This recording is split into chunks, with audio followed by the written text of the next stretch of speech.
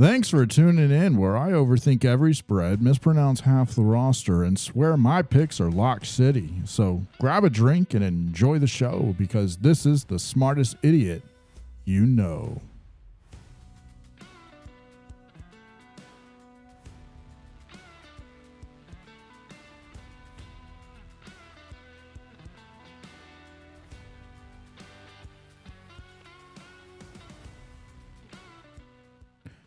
Welcome back, and welcome to this Thanksgiving week. I hope everybody has something to be thankful for. I am thankful for football, right?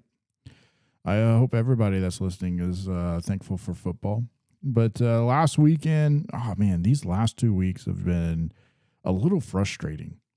I think I've had maybe 5 or 6 pushes in my picks, which are kind of taking a 50-50 split and making them, it instead of keeping me at 55% or above, it's dropping me closer to 53 now. For the year, I'm sitting at 53%. I think last week alone I had like 4 pushes, I think, but still had a winning week, but not by much as far as how many picks I got correct. Some of the games were just flat out frustrating, though. I mean, you had, what was it? The Bills game. Yeah, you had the Bills game starting off on Thursday, which a lot of people were taking the Bills there. But I'm not going to go into a huge recap because we have a lot of games to cover. But, I mean, when is enough for the Bills? They were favored by 5. They lost the game. And the Bills are supposed to be a top 5 team in the NFL. And it's frustrating to watch them lose the way that they're losing. But on the flip side, though, I mean, look at the Bears, the game right after that. The Bears came out and they took care of business. They won by 3. The spread was 2.5. I'm just glad that wasn't a half point spread that ended up causing me to do a push or lose out. But the Bears did what the Bears are supposed to do there, and the Bears have another opportunity this weekend. Actually, on Friday, on Black Friday, they have another chance to prove to the world that they can play football this year. The Ravens were one that kind of disappointed me. It would have been nice to see them win by 14, but they won by 13. And I had them by 13.5. That was a heartbreaker because, when you look at that, you have the winning team, you have the better team, you have the team that definitely should win by 14.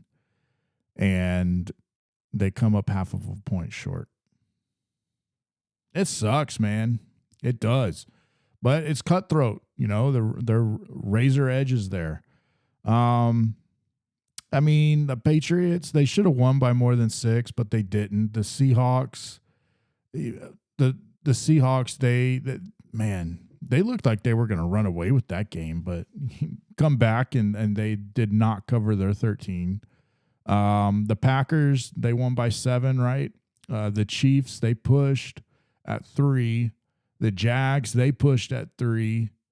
The Browns, they won. I called the Browns win. And actually, ironically, I actually had Browns and Cowboys together as a money line,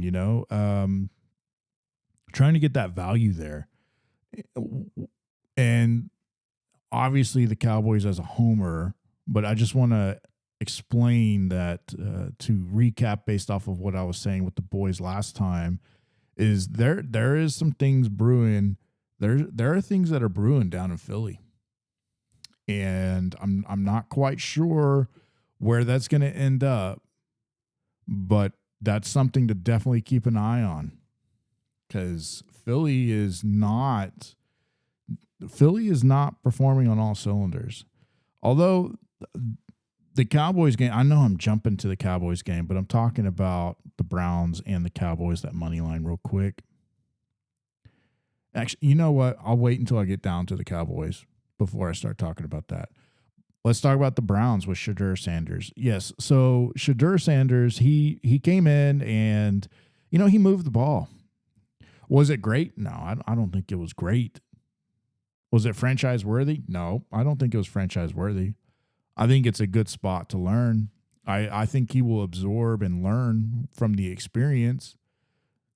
It's what sucks is it took this long to put him in. I think and that's the crazy thing about the Browns is if they would have just played with Shadur from the get-go, could they have more wins in their win column with that defense that they play with?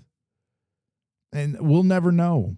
We will never know because they didn't do that. Instead, they started with Joe Flacco and then with Dylan Gabriel.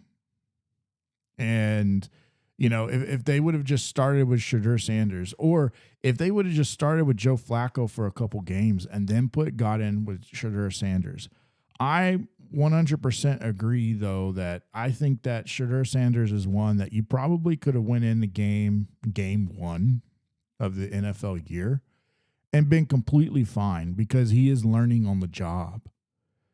It would have been completely fine. It would not have messed up with Shadur Sanders because the thing is they have a defense that can overcompensate for poor offensive play to a certain extent. You got to be able to move the ball and throw it downfield. You have a cushion in Judkins, right? And so now, would it have worked out that way? I don't know because of injuries, right? Shadur ended up getting injured at some point. Would he have gotten injured in the game? Maybe. Who knows, right? We don't know because that's not how they played their cards. But I think we can all agree that putting Dylan Gabriel in over Shadur Sanders probably was not the smartest idea. Probably was not the best idea. I don't know if that's ownership or league collusion or I don't want to get into conspiracy theories, but, I am one that Shadur Sanders dropped so far. Like, he shouldn't have dropped all the way down as far as he did. Did he deserve to go in the first round? I don't think so. But once you get in the third round, and I would even say late second, and you're a team that passed up on Shadur Sanders and you needed a quarterback, I would say you're a dumbass. Plain and simple. I mean, we can look at it now. Raiders, dumb. Like, why would the Raiders not go out and get him? All those teams that had the chances that needed quarterbacks, I would say the Saints, right? I think the Saints probably did not get the guy that they wanted to get in that situation. And it's not like there's a ton of teams that needed quarterbacks last year. I mean, there were, but there weren't. I know that doesn't make the most sense, but I mean, the teams that needed one desperately were Tennessee, even though they got Cam Ward, right? They drafted Cam Ward, but you had Tennessee, but they had the number one pick and they got Cam Ward. The Giants, which they got Jackson Dart. You had the Saints, which they were a prime candidate to get Prime's kid, right? You had the Raiders. I mean, you signed Geno Smith. He's not – I'm sorry, but Geno Smith isn't your franchise quarterback. You need to draft somebody, and you need to start grooming them now. I think I'm trying to think, besides the Raiders, you had – I mean, you could go down – you could go down – the Browns obviously needed a quarterback, right? And they drafted two of them, which was – a big brain thumper. Like, what's going on here? That's kind of like that's as smart as a move as the Falcons did with signing Cousins and then drafting Penix. Okay.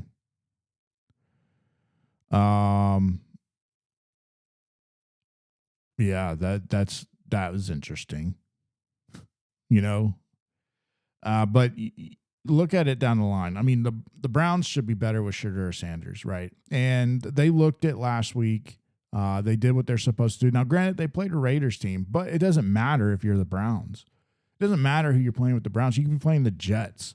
You could be playing, the Saints, any of the Dolphins, any of these bottom feeder teams. And if you come out and you win, that's good because it's good competition, and glad that they're able to perform now that we have a signal caller back there that can run the offense a little differently than their predecessors. So, look for some decent matchups. I'd like to see what Shadur can do in the future, and hopefully it stays and there's no politics or any type of controversy around it. We had the Saints. They did not win their game, which is unfortunate. The Cowboys, which they won, right? They came in, they won. They took care of business against Philly. We kind of touched on it previously in the previous episode, as well as in the conversation I just had about the Browns. But, Philly's got something brewing there, right? Don't know what it is, but it could grow into something bad, or it could grow into something big and good. But the good did not happen in the game against the Cowboys. They were up 21-0, all-time letdown, allowing 24 points in the second half to lose the game to the Cowboys. Pickens is a dog. We've said it before. Pickens is, it's crazy that Pittsburgh cannot make it work with Pickens. But hey, you know what? Dallas has him now, and Dallas, if they can do anything right, they need to find a way to keep him. And I tell you what, that trade with trading away Micah Parsons is looking better every game they play on defense. I don't know if it's I don't know if you give props to the trade or you give props to the defensive coordinator, because I've been really hard on the defensive coordinator. The defense has really been bad. But you've had injuries that have popped back up, the recoveries. People have been getting back on the field that need to be on the field, that need to be involved on the defense. And when they're coming back, they're performing. Our trade targets that we traded for are performing. And the stats are comparable. It's what they wanted to achieve after the trade. And I'm not going to sit here and say that the Micah Parsons trade is 100% success, because I do think Micah deserved more than what was received for him. However, I will say that the Cowboys did get back assets that helped them win now on the defensive front. They got more individual parts for one part, and you're seeing the production today. And that's good. That's what you want to see. Let's just hope that the Cowboys can continue that success against good teams. Philly is a good team, regardless of what your attitude or how you think of them. They are a good team. Did they play like crap against the Cowboys? That's debatable. That's what you really have to argue, and you have to find out. Was it Dallas's defense that shut them down? But I will say this. Game 1 of Dallas versus Philly, same script. Same script. Second half, Dallas shut them down. Dallas ended up losing by 4, but Dallas shut them down in the second half. Dallas had a costly fumble that I think, from there that they just could not recover from that. But the defense was phenomenal in the second half. Same with this game. They had, I can't even remember how many straight, it was like 5 straight possessions of 3 and outs, right? No scores. They created turnovers. And then the offense clicked. They did exactly what they were supposed to do in order to win a game. It was a great game to watch, especially if you're a Cowboys fan. But yeah, Cowboys definitely covered the +3 there. They won. They hit the money line. And you have the Rams and you have the Niners. Both those teams, they won like they're supposed to. However, the Niners, I think the Niners really scared you there for a second. They just cannot stop turning the ball over. The Niners, they won. They won. It was not a question of whether they would win or not. But they just could not stop turning the ball over. Panthers defense, whether it was attributed to their defense or was it attributed to the 49ers just making a lot of mistakes. But the 49ers won. And that should have never been a question, but kind of playing the game, seeing all these turnovers makes you start questioning, are they going to allow the Panthers to win here? But no, they didn't. So, all in all, those games, I think I pushed the Patriots game, the Chiefs games, the Jags, and I think there's another one too that ended up pushing. But, all in all, it was a good week of football. But if you're paying attention to spreads, there's a lot of pushes there. I think if I was just doing straight up winners, I would have probably only lost like 2 or 3, I think, for that whole week if we were just doing straight up money line picks. But no, I'm doing the spread, trying to evaluate teams of how good they are and the level that they're playing, and some of them pushed. But going on to this weekend, we have games Thanksgiving, Thursday. We have games on Friday, and then we have games on Sunday. And this is that stretch where you get football around, and it's not just NFL. We're going to have college, Texas and A&M, and then there's going to be some other big games that are going to be happening around the Thanksgiving time and Black Friday. And it's a good couple of days for football. And the weather's starting to cool down, especially you're in these Midwest to northern states. You're going to get some cold fronts that move in, and great football weather. Great time to spend with the family and be thankful, but honestly, be thankful for football. If you love football and this is the perfect time to be fans of football. Well, we're going to go into week 13. The first game on the slate is going to be the Packers versus the Lions. The Lions are favored by 2.5 here, and I'm going to go with the Lions because I have zero faith in the Pack. And I got more faith in the Lions. However, the Lions, they do seem to I think the last game against the Giants, they obviously won, right? They won, but the game should not have went to where, it needed to go. They were favored by 10, and I think they won by 3. And Jameis Winston came out and he did what Jameis Winston was supposed to, what you expect a quarterback to do. Jameis Winston is Jameis Winston. He slinged the ball. But where's the defense there, man? I don't know if it's because they just couldn't prepare for Jameis or what, but that defense couldn't stop anything that Jameis was doing. And I think that will change for the Pack because Jordan Love is not Jameis Winston. Jordan Love, he does make bad decisions. He's not as free-flowing with the ball. There is more of a methodology with their offense there, and it's not as, free form. I think the Giants, they usually allow Jameis just to play. And sometimes that's the recipe for success. And if you've got a player like Jameis, honestly, it can be like backyard football. But I got the Lions. It's 2.5. I like the spread there. I like that it's low because it is a division game. But this is a sneaky one where the Lions can come in on Thanksgiving and just, win by 7 or 8. And it is Thanksgiving. The Lions typically have good luck on Thanksgiving. So, I say typically. Let me backtrack that.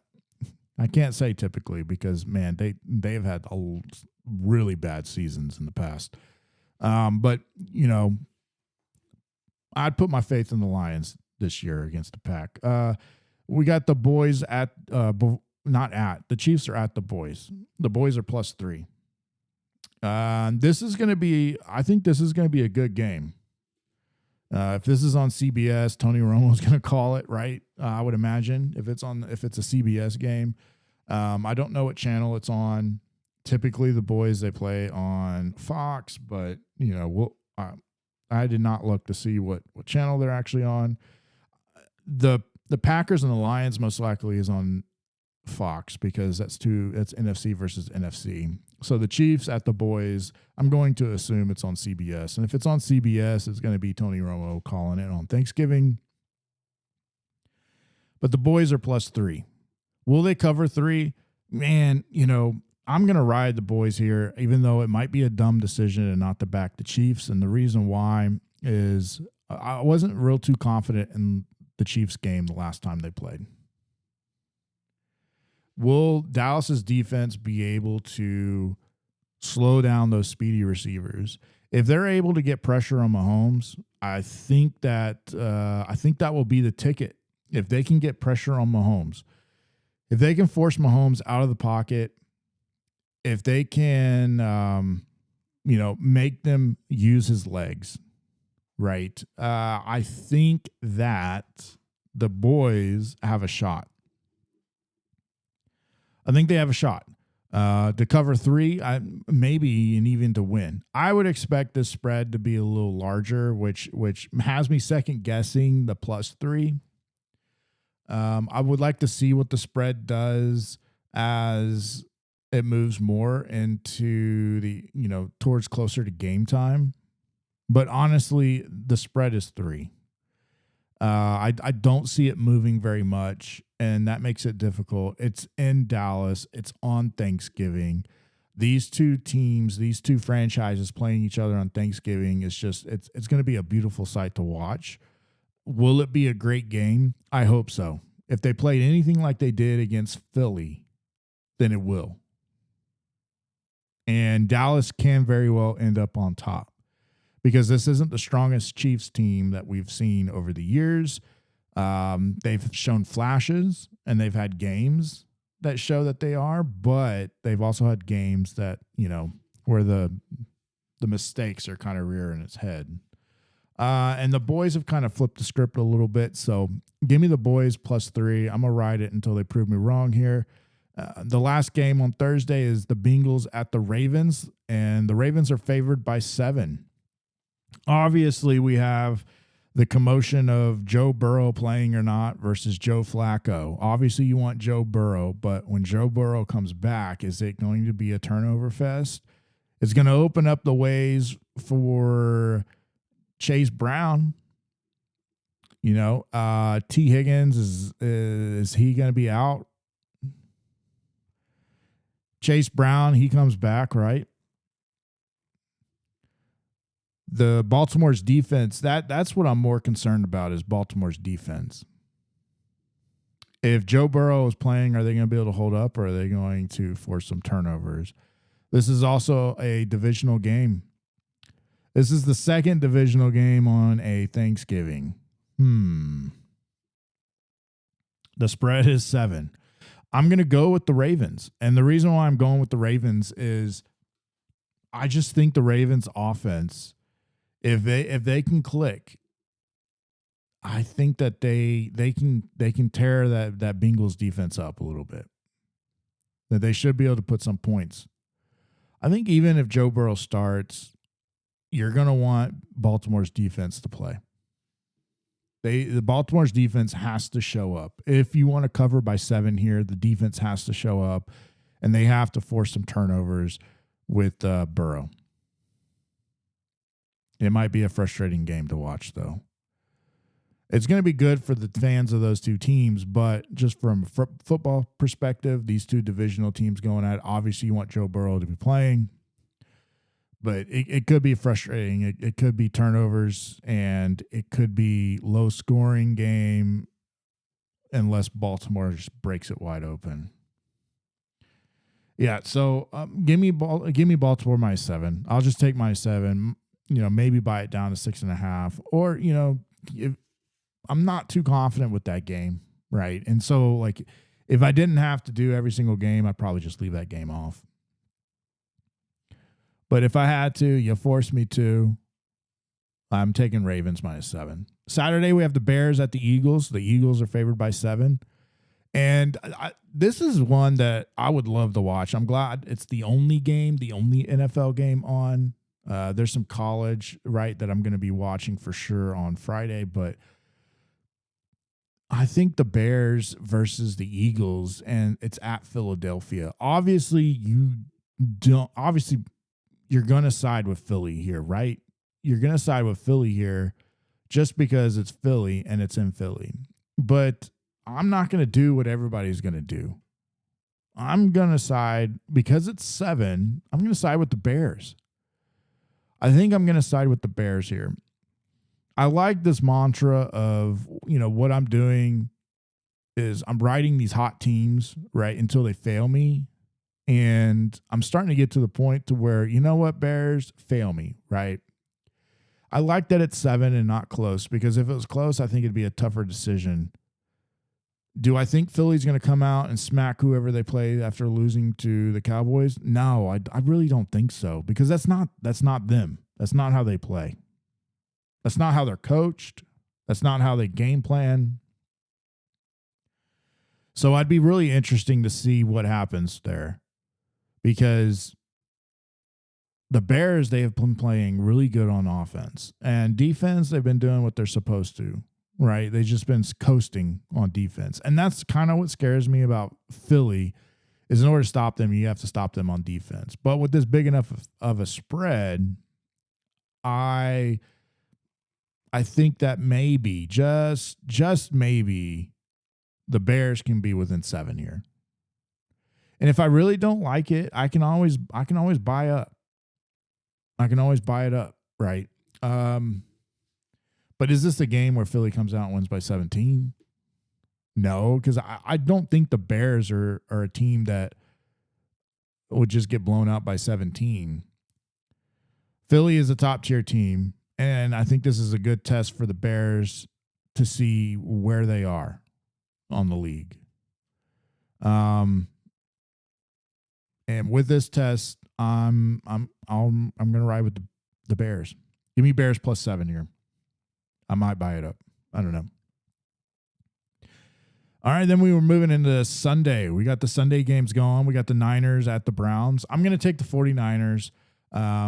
It's 5. They're going to be -5. They're favored by 5. It's in Cleveland. No matter what Shadur Sanders does, right, he's going to have another week. I mean, Robert Saleh is going to be able to prepare for Sanders. He's got enough film on him. They've got enough films on the Browns. And I just think that 49ers, I mean, they're kind of clicking here, right? I think Brock Purdy had another game under his belt. It's just, I just don't see, I don't see a world where the Browns beat the Niners here. Can they be within 5? No, I don't think so. So I'm taking the Niners -5. Jags versus at the Titans. The spread here is 6.5. Jags have to win by a touchdown. I'm going to go with the Jags. The Jags have burned me a lot here. Tennessee kind of has the spark now, where on offense they seem to be doing some stuff. Special teams, they're running some kicks back. Defense is playing decently. I'm going to take the Jags, because I think the Jags truly are preparing for this game. I mean, they're not in a situation that they can just look over teams like Seahawks could have last week. The Jags, they can't afford any losses. So I really do think that they're probably going to be preparing for this game. I hope they are. They're an NFL team. They should. And that makes me so mad. We all talk about it like it's something that is expected and it's supposed to be done. You're playing a crappy team, you can just overlook them. I hate it.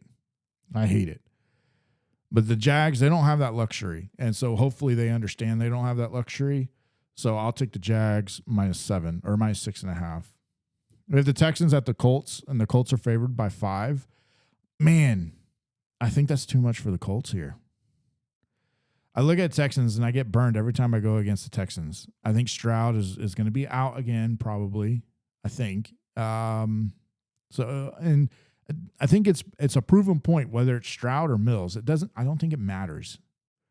And maybe they're a little better with Mills. I don't know. Like, they seem to be playing pretty damn good. I'm going to take the Texans plus 4.5 here. And I might even take Texans +7 because, it's just one of those things that just gives me a little extra comfort. I don't think the Colts are going to win by 7 against the Texans. I think the Texans defense is just that good. I think it's just the Texans defense is good. They can really rattle you. And Danny hasn't quite shown, that that he can just overcome great defenses, to be honest with you. Will the Colts win? Maybe. Right? I mean, that's expected for them to win. Do they cover? That's where it gets to, like if I can get that to 7, right?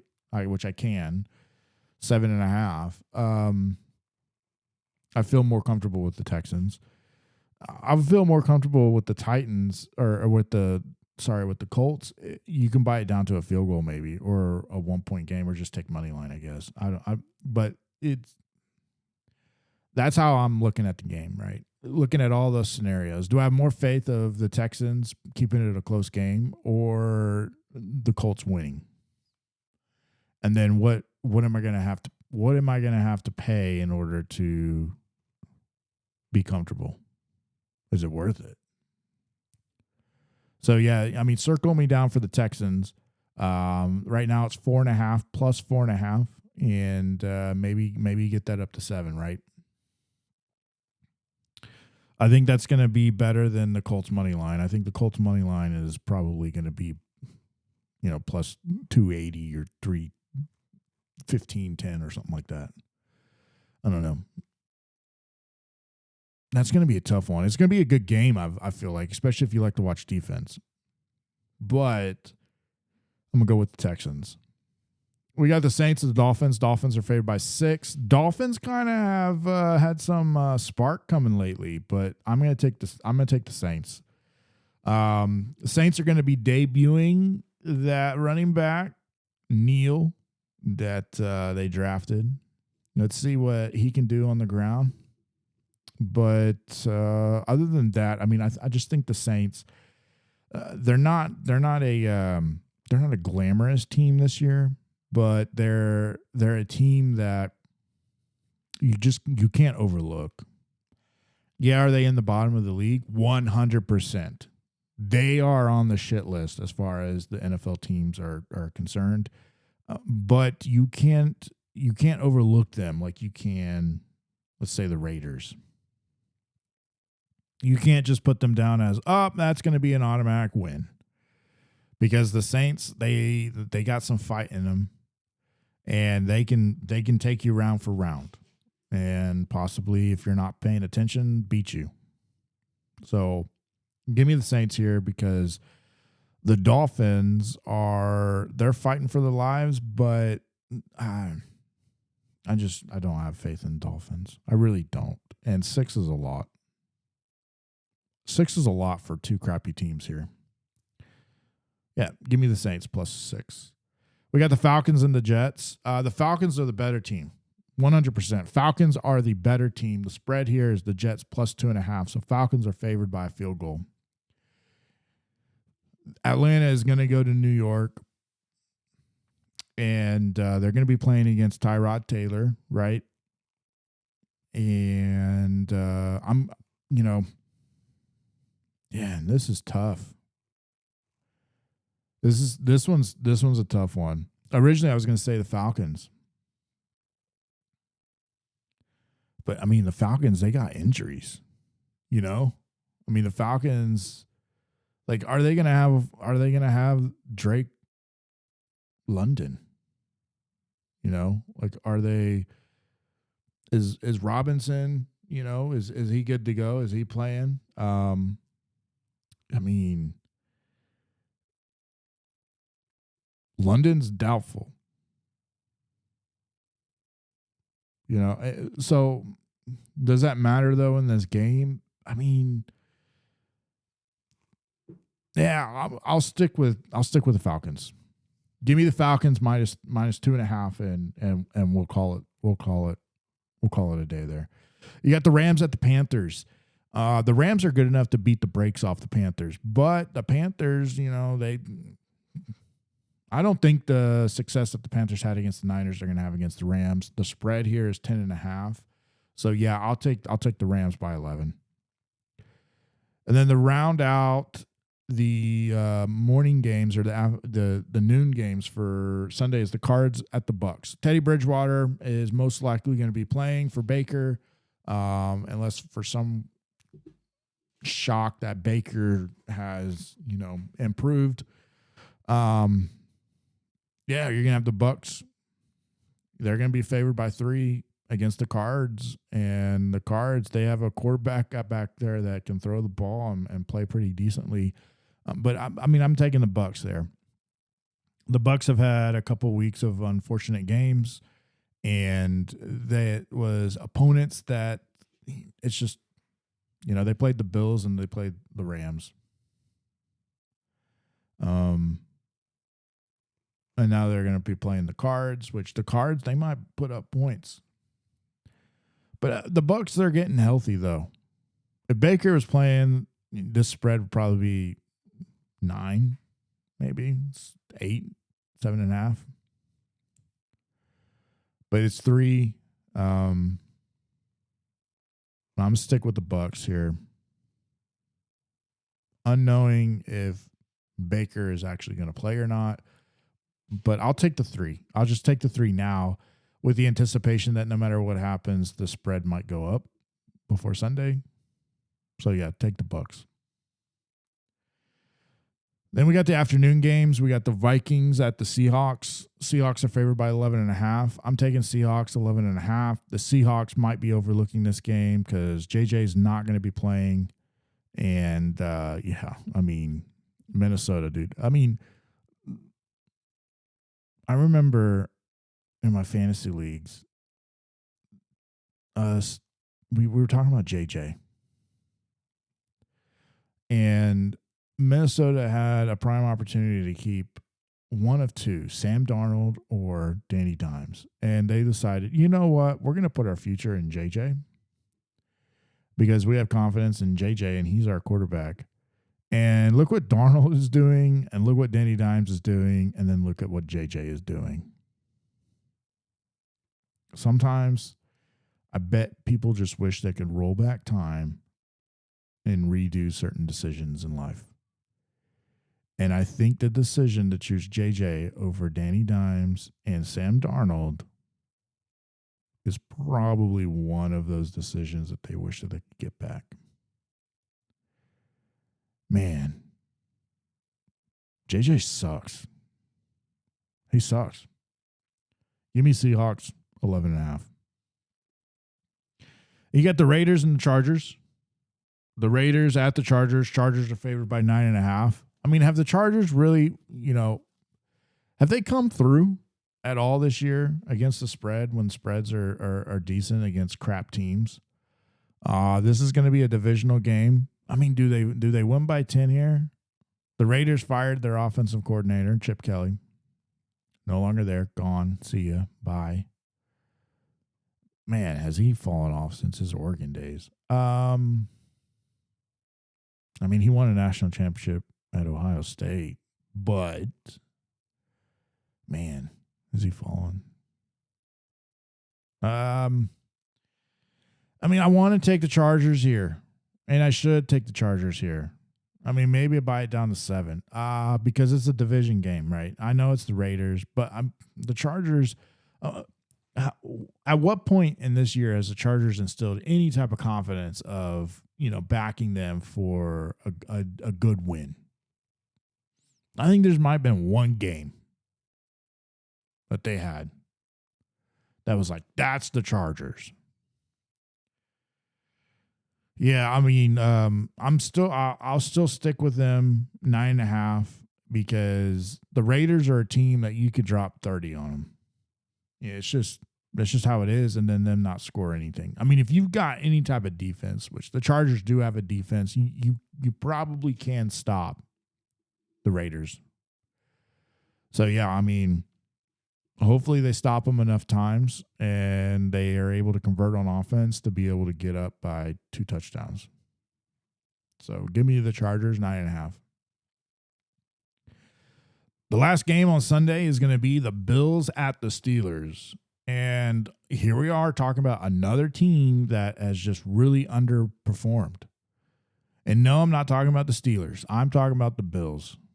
I mean, is Aaron Rodgers going to be playing? Is he? I mean, I think this is a game that a lot of people are probably going to want to go with the Steelers with how the Bills have been performing, especially if Aaron Rodgers is playing.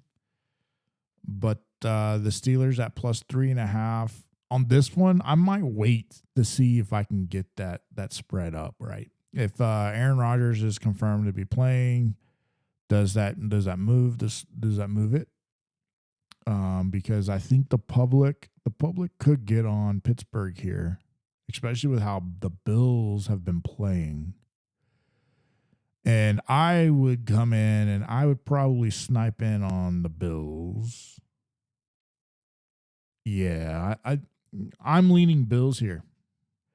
I would really like it if Pittsburgh could throw a couple points there to make it like 4.5, 5. So I could get the Bills.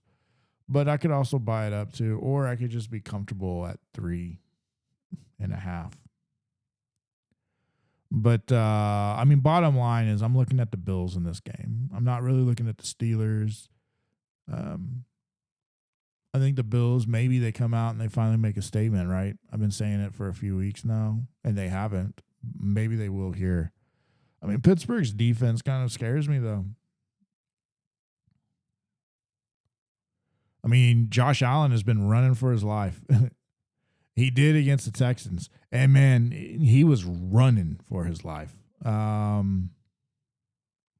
I don't think Pittsburgh's going to be able to do the same exact thing as the Texans. I think the Texans have a better defense than Pittsburgh. But I think them seeing what happened with the Texans might improve that offense just a little bit for enough to where against the Steelers, they're able to convert on some offensive drives. I'm going to sit with the Bills. I'm going to monitor it, though. I don't know if I'm going to take it exactly at 3.5, but I'm going to monitor the Bills. I like the Bills in this game. All right, then we go into Sunday night, and we got Broncos and Commanders. I think I said the Bills and the Steelers were Sunday night. That's not. They're the last afternoon game. The Broncos and Commanders, they are the Sunday night game, and I'm going to take the Broncos. It's a 6-point spread here. Broncos are favored by 6. They're playing in Washington. I'm going to take the Broncos. They're the better team. Washington is not. And simple as that, right? No, it's not. But that's what I'm doing. Monday night, we cap it out with the Giants at New England. Because this is in New England, New England's favored by 7.5 because they're playing the Giants. And I'm going to take 7.5. I might want it at 7, but I'm going to take 7.5. I think the Patriots being at home, playing against a subpar team, they have been good at just canceling out subpar teams as long as they're not divisional rival teams. And the Giants are not that. They might be a rival, but they are not a divisional rival. There is some bad blood between the two, I believe. But none of the people on those teams were even there for the 2 Super Bowls. So I'm going to take the Patriots. The Patriots are the ones that won 9 in a row. Hopefully, it's 10 in a row now, and they cover by more than 7. I like the Patriots. I just like what Patriots are doing. Do I think the Giants are horrible? No, I don't think the Giants are horrible. I really don't. But I just think that the Patriots are the better team. And this is not the year for the Giants, and this is not a game for the Giants. Jameis Winston, I think there's enough film out there for the New England to make strategic decisions in their game planning in order to offset or actually bait Jameis into some bad decisions. That'd be something that New England would do. So give me New England. I'll take New England. But that's gonna wrap it up for the picks, and let me go through them real quick for you. So I got the Lions minus 2.5. I got the Boys plus 3. I got the Ravens minus 7. The Bears plus 7. I got the Niners minus 5. The Jags minus 6.5. I got the Texans plus 4.5. The Saints plus 6. The Falcons minus 2.5. I got the Rams minus 10.5. I got the Bucks minus 3. The Seahawks minus 11.5. Chargers minus 9.5. Bills minus 3.5. Broncos minus 6. And the Patriots minus 7.5.